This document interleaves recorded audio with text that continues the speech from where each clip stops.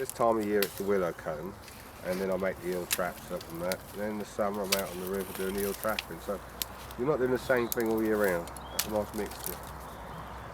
Unlike factory jobs, I couldn't do a factory job.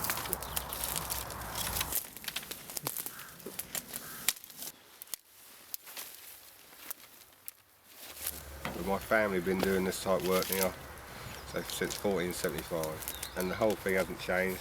The billocks and all the tools and that's still the same.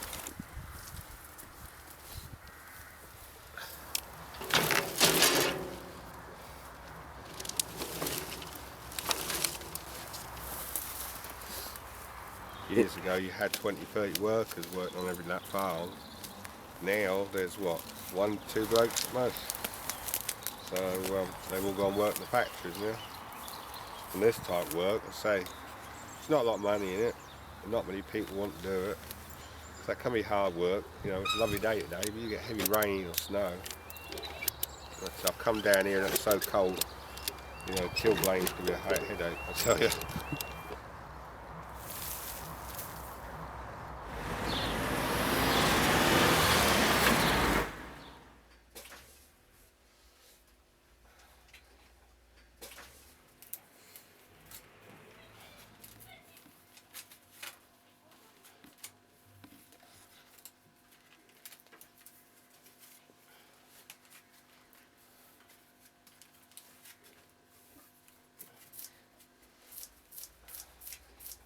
And the whole shape goes back to medieval times, because when the fen was flooded, that was only shallow water.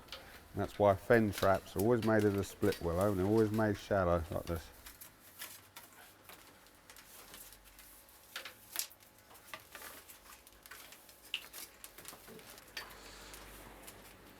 Yeah, there's a nice pleasure in making them, but most eel catchers now use nets, and they're a lot easier to use. They last a lot longer.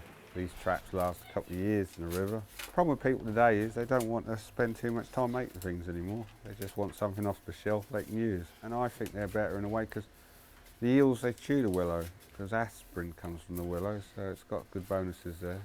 You know. So I like them, plus they're better for the wildlife, because this trap rots down, you just chuck it in the compost heap.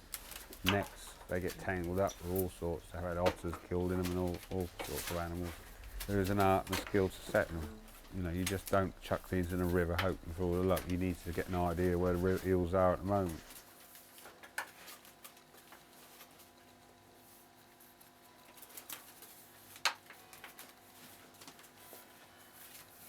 The peace and the quiet, on your own, being out on the fen, being left to, you know, just to get on and do it. The wildlife, all that, everything like that, really. No hustle or bustle, no time set, no clocks.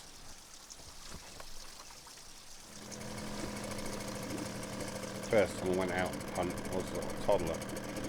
But I used to go off with Sky School. I was always on the washes, on the flood meadows, out on the fen somewhere. I used to sit in the willows and watch the old boys set the eel trap. The actual river, that's something you have to learn yourself. You have to understand the eels on the river. They move like sheep. One day you can go out there and you won't find any of it at all, because they'll move to different sections of the river. Other days they'll be under the willow trees. That's something you have to learn yourself. The traps, you get taught, you know, family passed down. There's no plans or drawings for the traps. There's a buzz every day. You don't know what you're going to find in the trap. One day, I say, you get loads of eels in there. Yesterday I had 6, 7 eels in each trap. Today you go out, you might not find anything. It's a buzz, but when you get it right, that's a good feeling. You know, when you know you're doing well. We catch a lot less eels now. Before, if we went down and set 20 traps, I'd expect to see them traps with half dozen eels in every single day, even more sometimes.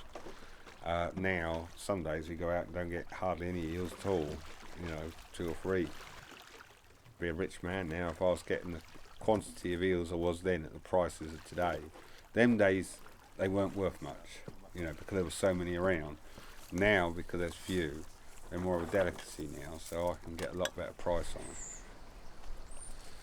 them. Eel catchers are always were the most secretive families. in Hull, where the most secretive people go. They would never tell another family or another eel catcher what they do, how they did it, and where they caught the catches. You know, nobody ever knew. Nobody had half the time no idea what they were catching. You know, they never showed the catches until the bloke come round to collect them.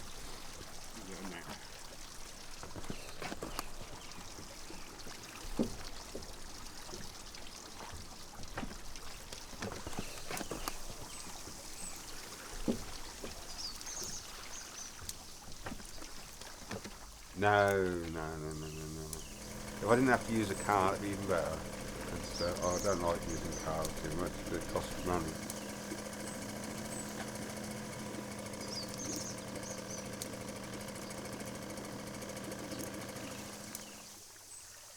No, I wouldn't want to do anything else. I could never get bored of it.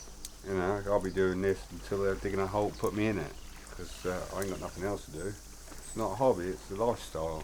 You know, I don't finish at 5 in the evenings. I'll keep going until I go to bed. You know, there's always something to be done.